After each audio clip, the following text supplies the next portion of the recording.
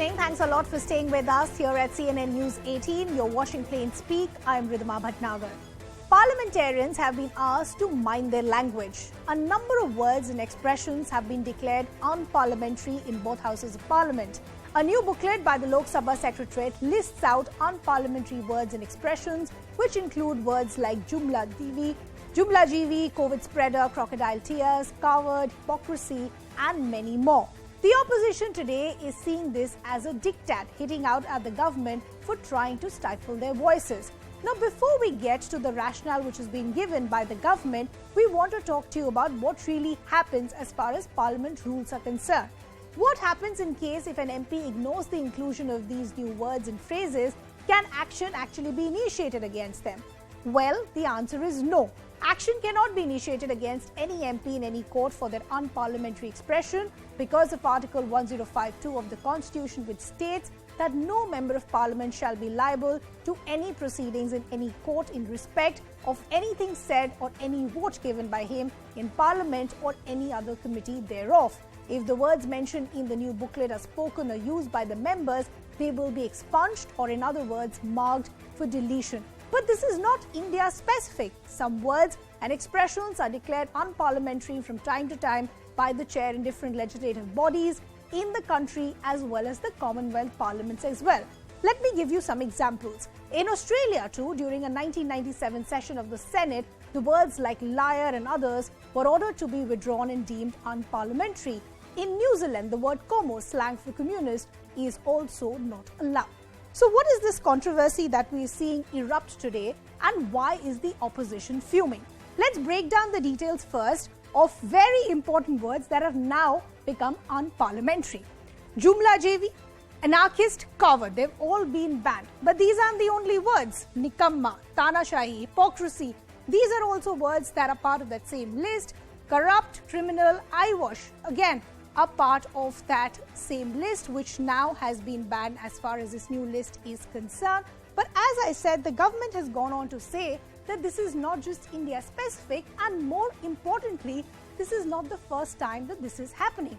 So while the opposition is furious, the government has gone on to justify and clarify as to why this list is out.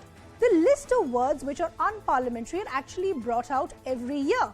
As I pointed out, the list is not new, but only a compilation of already expunged remarks. The list contains words considered unparliamentary in Commonwealth countries as well. Most words were considered unparliamentary even during the UPA government. So why is the opposition up in arms only today? So even as the government is justifying and saying that this is not new, what is the opposition really making a noise about? Is this about banning hate or curtailing criticism? We have also seen during the days of emergency when newspapers were printing, you had some words which were not allowed. Now we have a model where you cannot even use words like corrupt, incompetent, and drama, hypocrisy. They've all become unparliamentary. Probably we'll, in the henceforth, every opposition leader would have to give their speeches to wet the speeches by the government of the day and allow them to use some of the words. This is absolutely ridiculous, and this has to be withdrawn immediately. लोक सभा की एक प्रक्रिया है, जो प्रक्रिया 1959 से चल रही है. अनपार्लियामेंट्री नहीं थे, जो नहीं थे हम करेंगे. करने के बाद उनका रिएक्शन क्या होगा हम देखेंगे. कंटेक्स्ट इंपॉर्टेंट है. ये लफ्ज की बहस में मत जाइए. रूल्स को, प्रोसीजर को फॉलो करने की जरूरत है. Congress MP Adhir Ranjan Chaudhary, we are understanding, has written to Lok Sabha Speaker Om Birla requesting him to withdraw the controversial unparliamentary list which has been brought out today. The Congress leaders asked the Speaker to bring out the final list only after consultations with all political parties. My colleague and senior editor Govt is now giving us more details. Govt, this was on expected lines. This is exactly what the opposition has been saying all through the day, that we are going to approach the Speaker. What happens from here on? Well, you see, the opposition is certainly going to raise the matter in the upcoming monsoon session of the Parliament. It's a very sensitive issue as far as most of the opposition parties are concerned. And you're right to point out that Adhir Ranjan Chaudhary, who has now written a formal letter to the Lok Sabha Speaker Om Birla, requesting him to keep this list in abeyance till a final list is prepared in consultation with all the political parties. Adhir Ranjan Chaudhary's primary contention is that this is a sensitive matter and should have been discussed in the Rules Committee of the Parliament, where all political parties are represented. However, he alleges that none of the political parties were consulted on this sensitive matter. He is of the opinion that these words, which are common words and are used in day-to-day parlance, and if taken out of the general vocabulary, according to Adhir Ranjan Chaudhary, the very essence and impact of the expression would be minimized. So that's the contention of Adhir Ranjan Chaudhary, and he wants the list to be kept on hold, at least, if not withdrawn completely, and till a consensus is reached between all the political parties, and only then a fresh and final list should come out. So that's the contention of the Congress. However, we do know that the Trinamool Congress has outright rubbished this list and has said that they are in no way going to accept this list that has now been published by the central government. Shogado, thanks a lot for getting us all those details. Let me also now introduce our guest joining us this evening. We have Member of Parliament from the BJP, Anurag Sharma. We'll shortly be joined by Member of Parliament from the TMC, Dr. Shantanu Sen. We also have spokesperson of the Congress Party, Adil Singh Boparai. And we also have senior editor of the Swaraj magazine, Tushar Gupta. Good to have all of you on the broadcast with us. Anurag Sharma, let me begin with you first, because the opposition parties are all up in arms today, and then it's not just the Congress. It's the AIMM, it's the TMC. Every party that you name it today has an issue as far as this unparliamentary list is concerned. The opposition is seeing this as a diktat. Also, look at some of the words that are part of this list. Words like corrupt, words like drama, hypocrisy. These are words that we use in our common conversation every single day. So the opposition is asking, why have they been banned? Look, I don't think so any word is as such being banned. The list which comes out, it says these words are going to be expunged. One, and if you heard the Lok Sabha speaker, I just heard his new press conference, where he's been very categorical. He said, look, if a member uses a certain word, no action will be taken against him. But it's the context the word is used in, and this list has come out every year since 1999, virtually.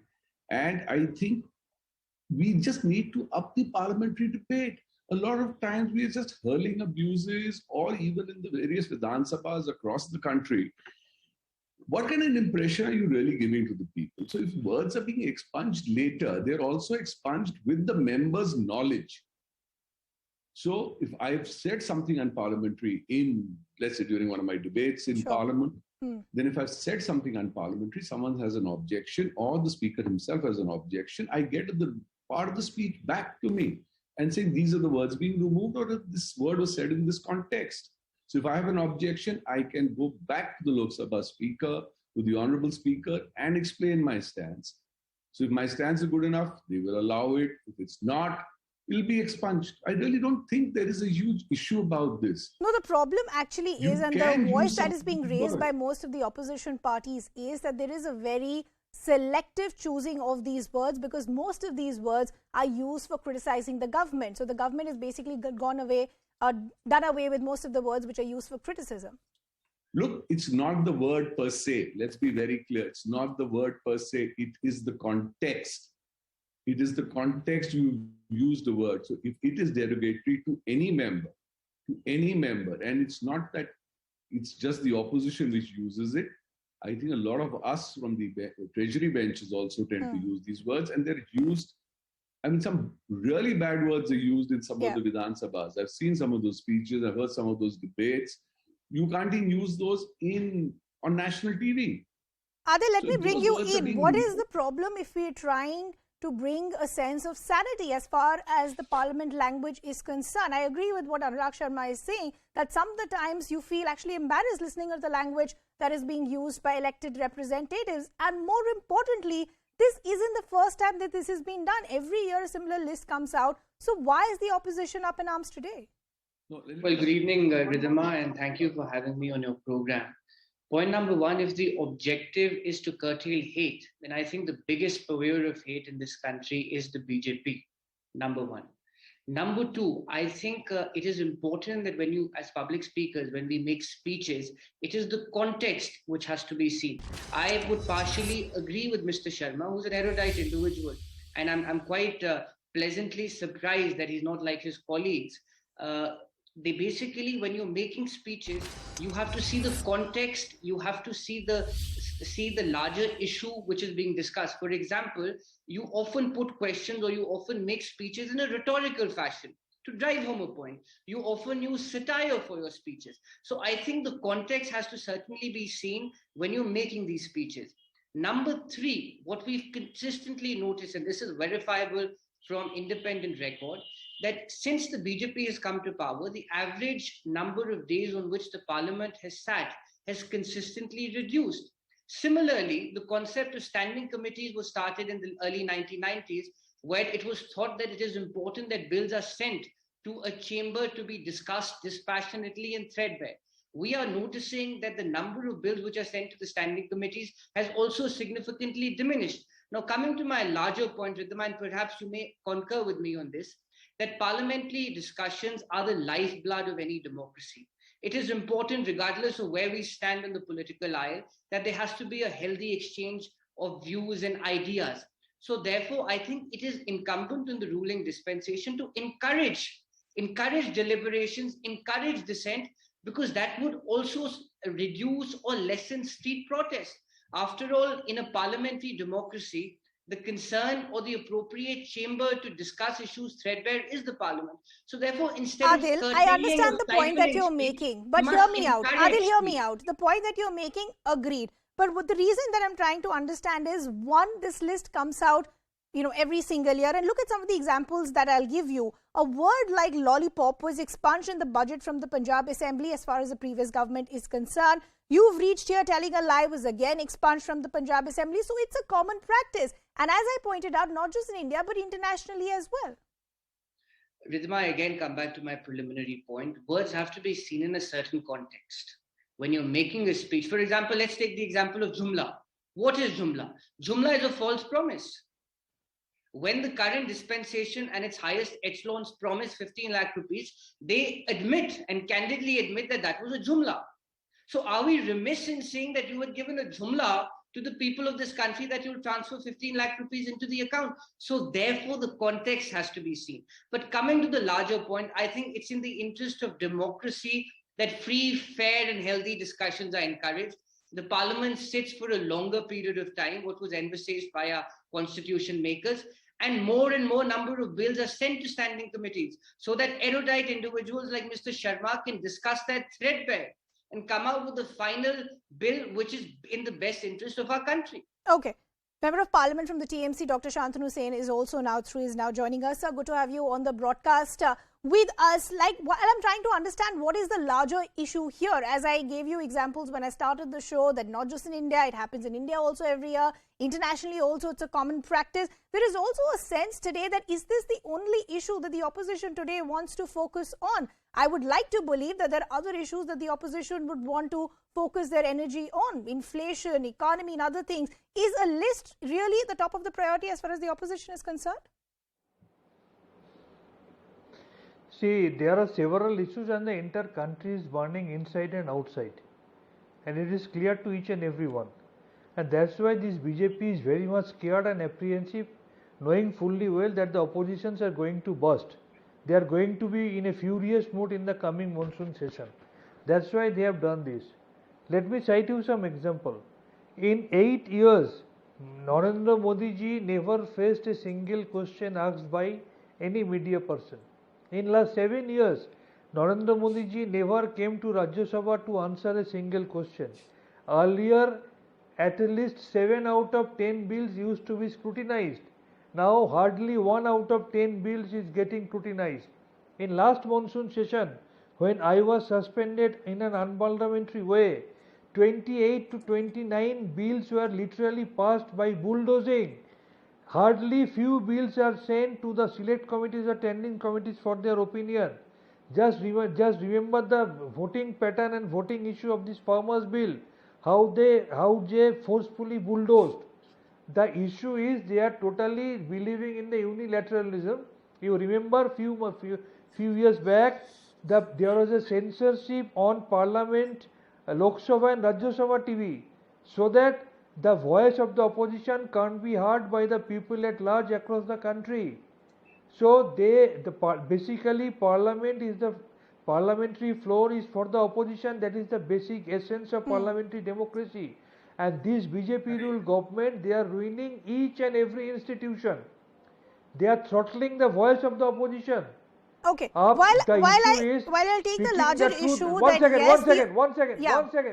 One second, madam. Speaking the truth is unparliamentary because this government is lying to the people. And if you say so, then you are using unparliamentary word. That means okay, so fair enough. So I understand your point. While I agree with the idea that yes, the opposition in a democracy should have a fair opportunity and a fair platform to raise their voices, but I'm still trying to understand that if we're only trying to streamline the entire process or make it a little more sane, what really is the issue, Tushar? If we're just trying to make it a little more courteous, because as I said, these are elected representatives and sometimes you're really ashamed to listen to the language that transpires between different parliamentarians. What is the issue if we're trying to make it a little more sane? Absolutely, Ridhima. You asked a very important question that does the opposition not have other issues to focus on? Inflation, economy, reforms. What is the agenda of the government for the next 2 years? What is the agenda of this regime for the next 8 years? They don't ask any of these questions. Every morning I wake up and I wonder what's the next absurdity around which the opposition will base its entire protest for the day. Yesterday, it was about the Lions looking too aggressive. Today, it's about 2-3 words which they have cherry-picked that are not being allowed in the parliament. They won't talk about the scores of words which have been taken on the list because they actually diluted the quality of the conversation within the parliament. Every time BJP takes one step, a very, irrelevant step in the larger scheme of things, which is the opposition just wants to come down and protest. Blindly, mindlessly. Why can't they worry about getting to the Lok Sabha in the first place in the 2024 elections? At the rate which TMC and Congress are going right now, they shouldn't worry about the words being put on the expunged list. Rather, they should be worried if they will have enough MPs in 2024. But this is nothing about, protesting the freedom of speech or that the opposition's voice are being stifled. Nothing about that. It's just about making the quality of the conversation in the parliament a little more courteous, a little more intelligent, a little more polite, which is what has been missing for the last 8 years. And the opposition has a problem in it. Adil, respond to what Tushar is saying, and this is essentially what I was trying to understand. Are these misplaced priorities of the opposition? 2 days ago, we had issues as far as the design or the teeth or the entire, I don't know, whatnot as far as the emblem is concerned. And today it's about words included in the list. Shouldn't we be talking about more constructive issues? Well, Ridhima, in lighter vein, we were indeed having a very intelligent discussion till Mr. Gupta started. And he appears to be more BJP than even the BJP MP. But having said this, we are always raising issues which affect the common man. For example, the plummeting rupee vis-a-vis the dollar. It's the media which is discussing this. Had you called me for the mismanaged economy, we would have addressed. But unfortunately, the media tries to have debates and debates on issues which tend to brush the real issues under the carpet. That's unfair, Adil. Your opposition parties like yours have been up in arms all through the day, wanting either the list to go away or to be put on hold. So that's why I'm asking, why are your party members being so busy as far as the list is concerned? You must allow me to respond to this. For example, yesterday and today, our spokespersons from 24 Upper Road have been holding press conferences on price rise. How many channels are holding a discussion on price rise? I put to you. You want to cherry pick issues which somehow give the BJP, and I'm not talking about you, Ridhima, I hold you in very high regard and you're a very independent anchor. Okay. I think we seem to... discussion on price rise, on the plummeting rupee vis-a-vis the dollar, and have proxies like Mr. Gupta who are more BJP than the RSS. Okay. I'm more nationalist than the Congress, Ridhima, that's all. Mr. Adil may think I'm more BJP than the BJP, but the truth is I'm more nationalist, more patriotic than the Congress. You may mock my sensibilities, Mr. Adil, but it's not my party that is in tatters. It's not my party that is losing state after state. It's not my party that is a third wheel in a coalition which has fallen apart. So you might take the pot shots on me, I don't mind. But it's your party which stages a walkout every time there is a discussion in the parliament. It's your party which wants to do a dharna on every reform that is introduced. It's your party which risks having MPs in single digits in 2024. So by all means, have your fun. Mock me. Okay. I think let's give him that credit. Let me... He should be introduced. Take that up with the BJP. Take that up with the BJP, Mr. Adil. I have no difficulty in debating with him, but he must candidly come out and say, I am BJP. Okay, we seem to be deviating from the issue, and Anurag Sharma, I want to come to you. When you get proxies like this, they are inclined to have an unintelligent conversation. Okay. Mr. Sharma and Mr. Adil, not my problem. Okay. Mr. Adil, not my problem. Okay, Tushar and Adil, one second. We have other panelists on the show as well. Let's have a fair share of respect for them as well. One sec, Tushar and Adil, I will come back to both of you. Anurag Sharma, let me come to you as far as the larger issue is concerned. And the sentiment today within the opposition is that every mean is now being adopted to try and stifle their voices. Like the example that Adil was giving, essentially saying that we've seen in the past also there have been certain proceedings, or I think Dr. Shantanu Hussain was pointing out that certain proceedings have been blacked out. There has been a fair share of parliamentarians who've been expelled from the proceedings. And today, as I pointed out, they feel that there has been a very selective compilation of this entire list. And the reason that I'm saying is that an example that has been given, that you have Jumla GV as part of this new list, but words like Andolan GV, which has been used by the Prime Minister in the past, actually don't see a mention. So they're trying to understand why. Okay, Ridhima, firstly, I mean, with all due respect to Adil ji and Mr. Gupta and, of course, my colleague Shantanu ji, let me be very clear on a couple of things. One, you can use these words in Parliament. It's just dependent on the context you use them. Secondly, there is something called a business advisory committee in the Parliament, where every bill is decided and the time is allotted to that particular bill.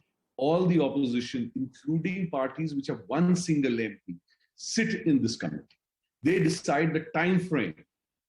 And the time frame, and I'm really happy to note this, and you can please check this on your records, and Mr. Sen will also agree with me on this, that every time a time is allotted, the Lok Sabha Speaker has been more than kind to give the opposition much higher time to discuss each and every bill threadbare. And this has happened constantly in the past, including what he just said on the Farmers' Bill.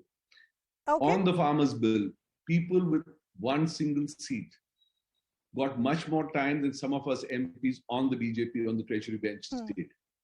Most of them got enough time to discuss these bills threadbare. Now, the other issue is being said is that you cannot use unparliamentary language.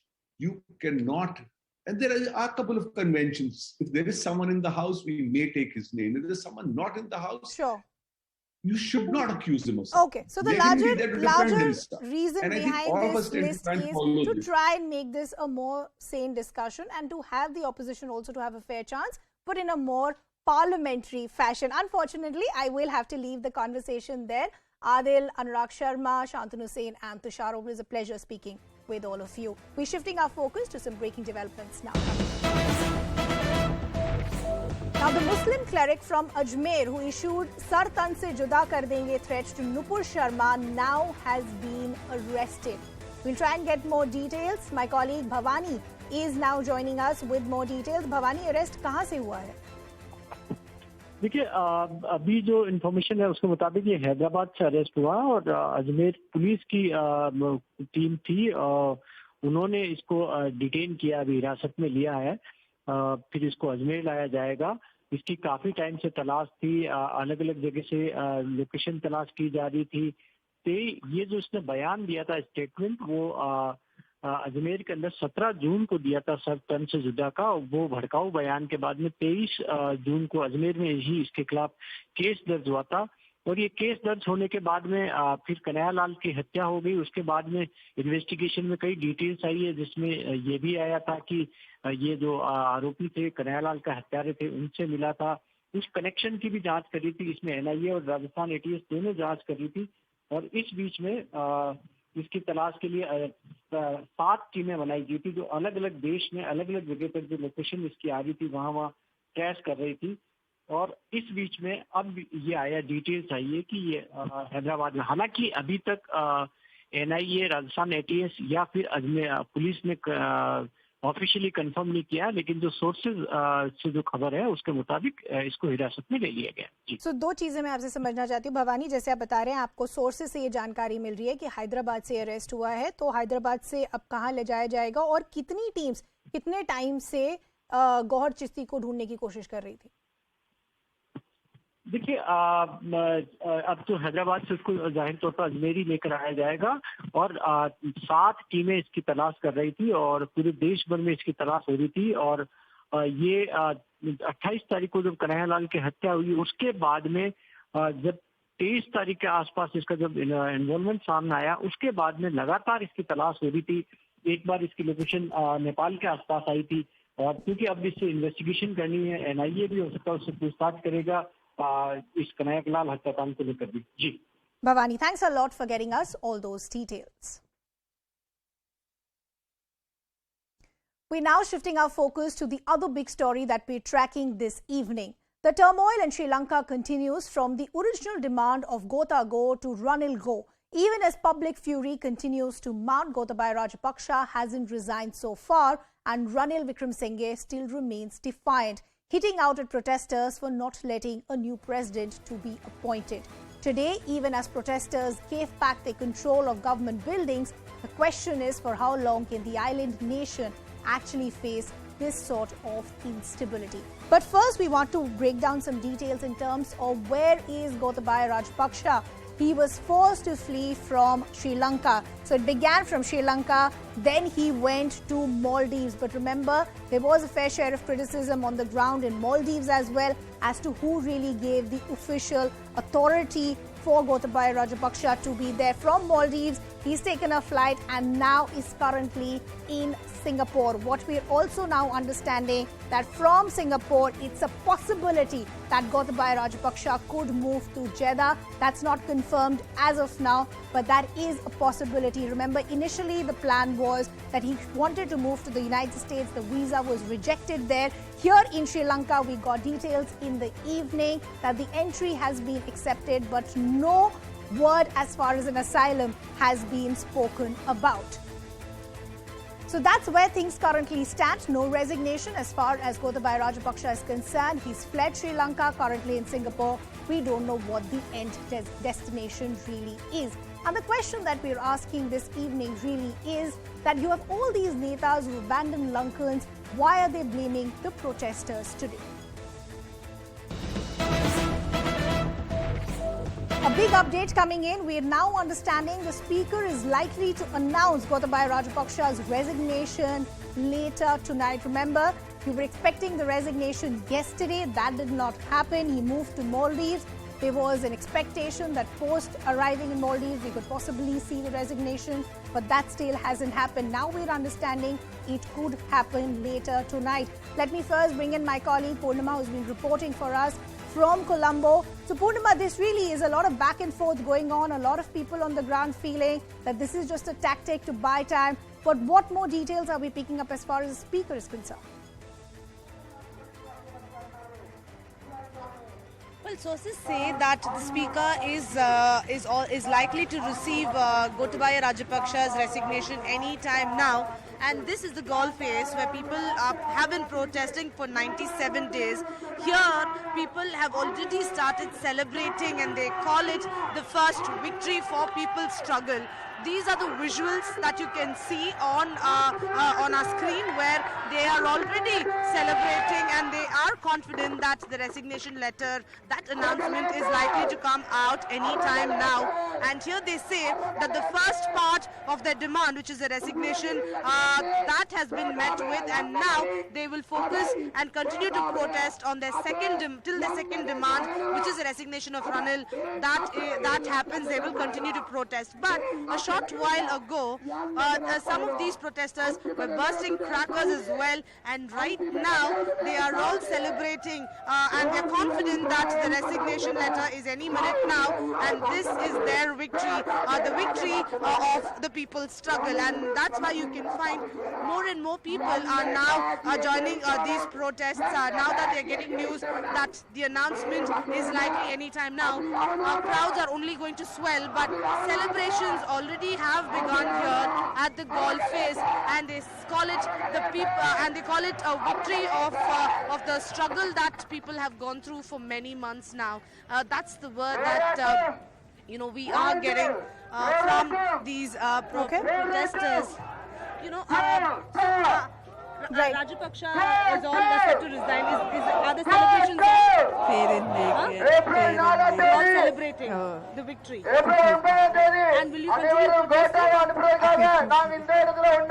Call it the people's victory. Many protesters here, and they are now in a celebratory mode. But we will have to wait for an official statement from the speaker, because only the speaker can confirm whether he has received the resignation letter. So the next 1 hour will be crucial. Even as protesters here are already celebrating, we'll have to wait for an official confirmation from the speaker with regards to the resignation of Gotabaya Rajapaksa. Back to you. Okay, Purnama, thanks a lot for getting us all those details. We'll of course keep tracking all these developments very, very closely.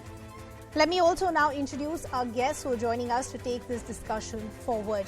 We have a Member of Parliament from Sri Lanka, Erin Vikramaratne. We also have senior journalist Neena Gopal. Good to have both of you on the broadcast with us. Erin, let me begin with you first. There is a lot of suspense as far as the resignation is concerned. There is still no resignation by Gotabaya Rajapaksa. Possibly by later tonight is what we are hearing from the speaker. Now, is it now looking like a tactic to just buy time?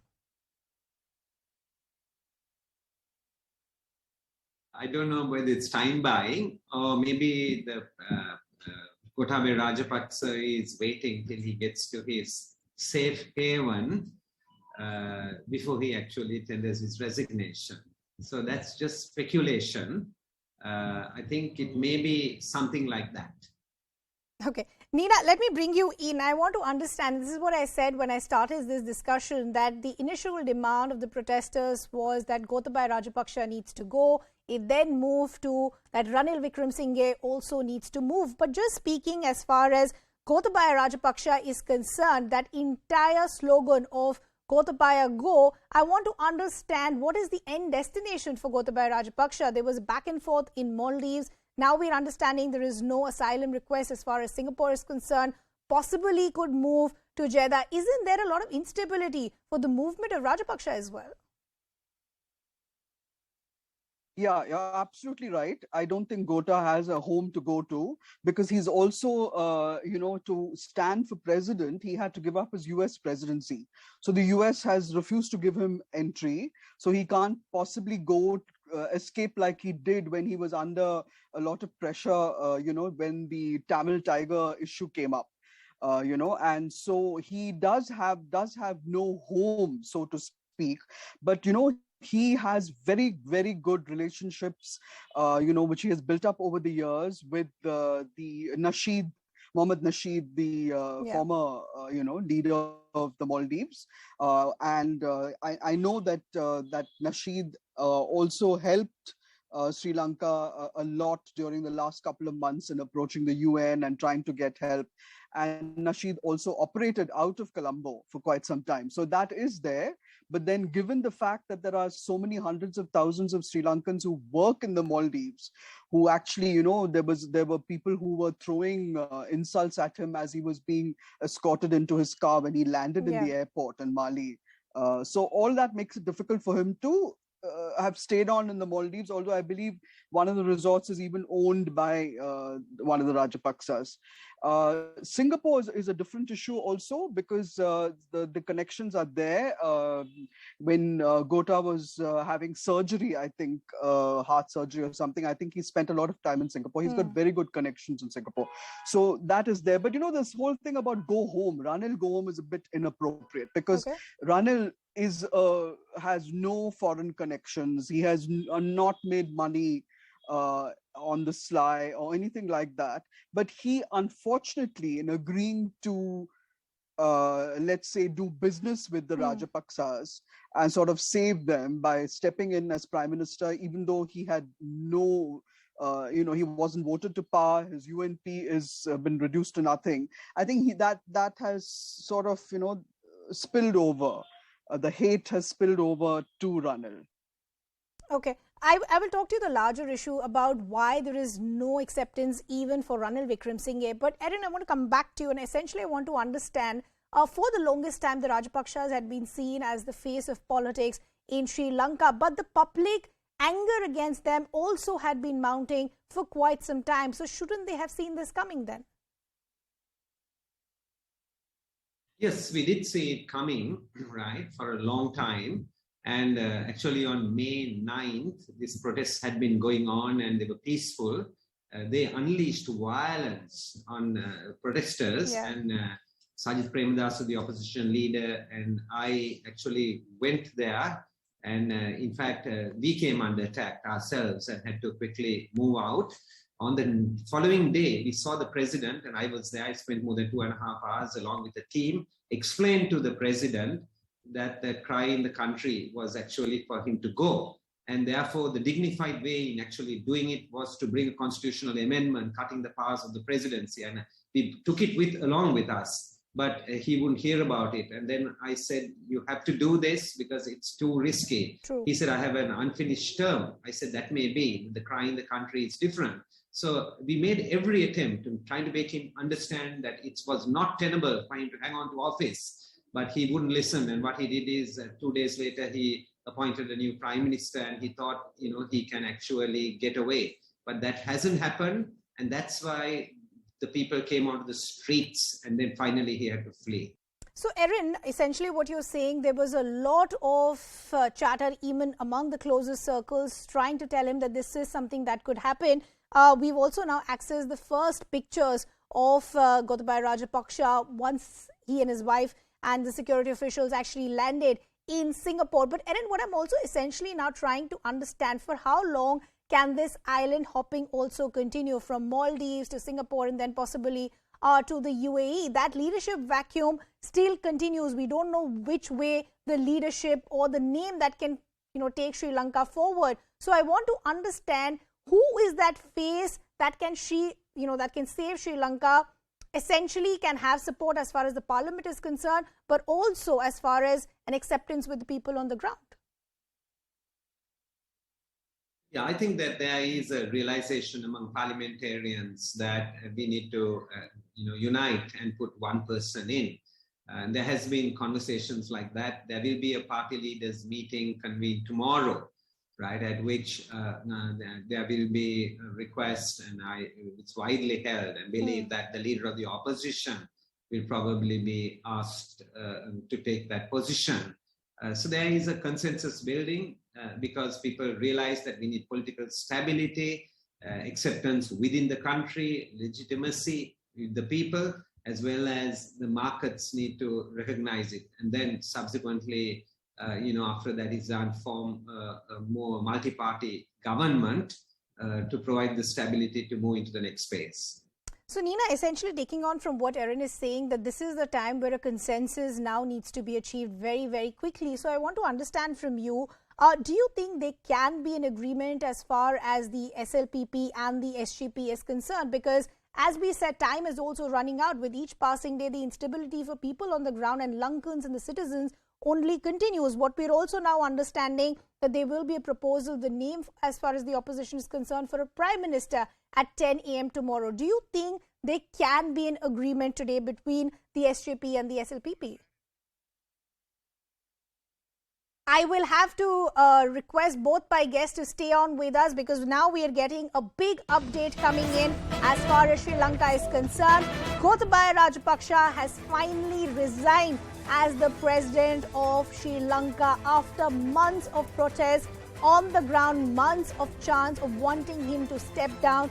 This is now finally happened. Remember, we pointed out that he fled from Sri Lanka, went to Maldives, then to Singapore and possibly could move to the UAE, but he still hadn't resigned up till this moment. This is exactly what the protesters wanted. This will be a big victory for the protesters as well. Purnima is back with us. Purnima, no denying the fact the protesters will be celebrating today. This is the moment they were waiting for, a big victory for them.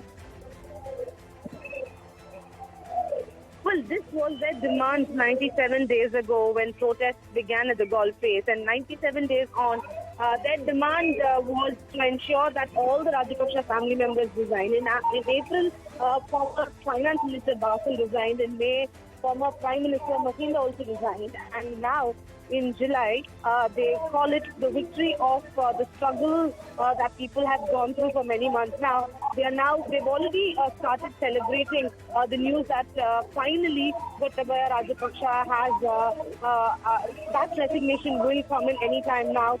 Clearly, celebrations here at the Golf Face, they call it the victory of the people's movement. And now they say that the first demand has now been fulfilled, and now they will continue to protest till the second demand, which is the resignation of Ranil. That also should be fulfilled and then people country. But they're already here, people have already started celebrating. There were fireworks a short while ago. Even as the official announcement is likely any time now, the celebrations have already begun at the Golf Face. Purnima, I'll request you to stay on with us. Colleague Abhishek is also now joining us on the broadcast. Abhishek, as I was discussing with Purnima, this is the moment that the protesters were waiting for. But the essential question now is, now that Gotabaya Rajapaksa has stepped down, what's next?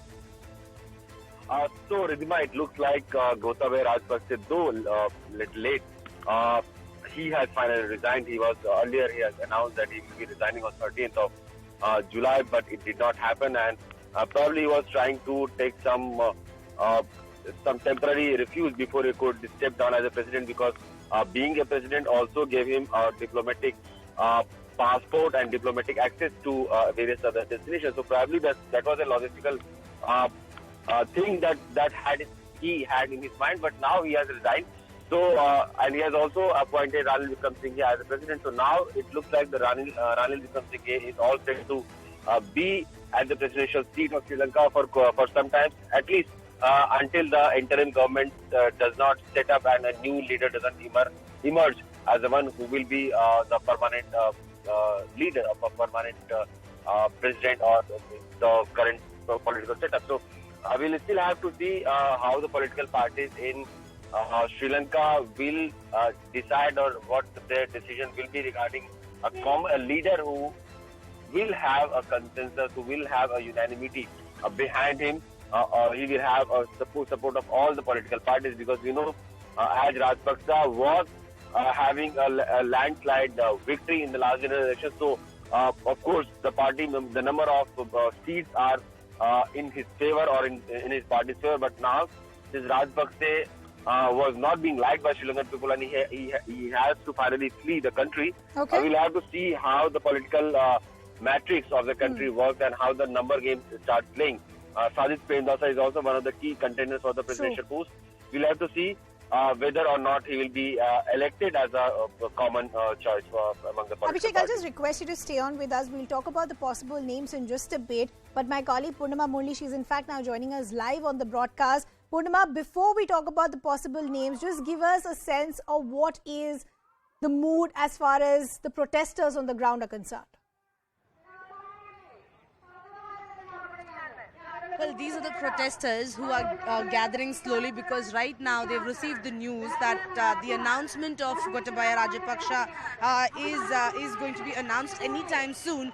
Protesters here are now coming to join in the celebrations that are being organized. Right now, you can find a lot of people are now cheering the fact that this is their first victory, that their demand for the resignation of Gotabaya, that is finally going to happen. That's why you can find here everyone in that celebratory mood. There are many people here who are gathering, and we'll try to get some reactions from these protesters, but at the moment you can find that they are saying that this is the victory of the people's struggle that they've been going through for the last few months because of the unprecedented economic crisis and the struggle that people went through because of the mismanagement of the Rajapakshas. That's the reason why they are right now rejoicing,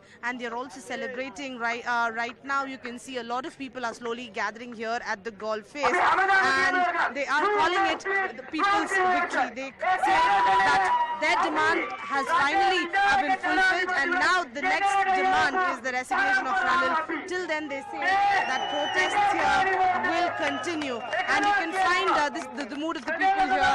Everyone is cheering, everyone is now happy that finally Gotabaya Rajapaksa will be stepping down as the president of Sri Lanka, and this is the mood here at the golf face, where protesters are slowly now coming from different areas. Purnima, we'll just request you to stay on with us. Let me quickly go back to Abhishek as well. Abhishek, the demand was not just for Gotabaya Rajapaksa to go, but for Ranil Wickremesinghe to step down as well. With Gotabaya gone, the pressure and the heat is going to be on for Ranil Wickremesinghe as well. For how long can he hang on?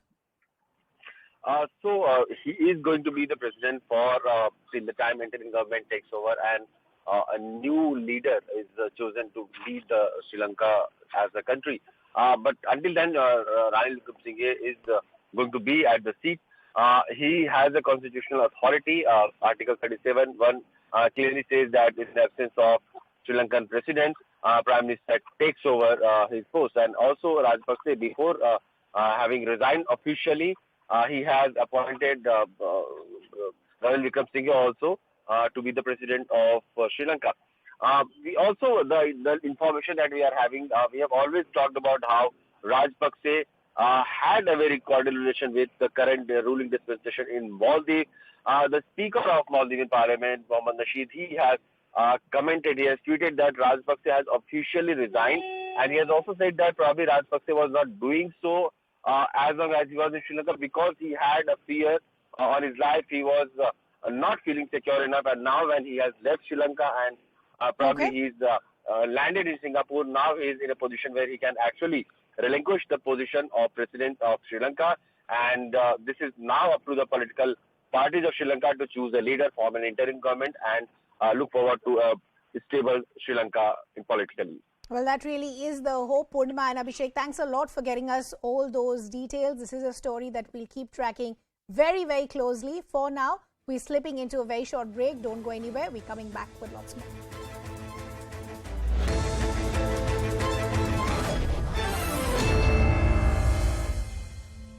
2,200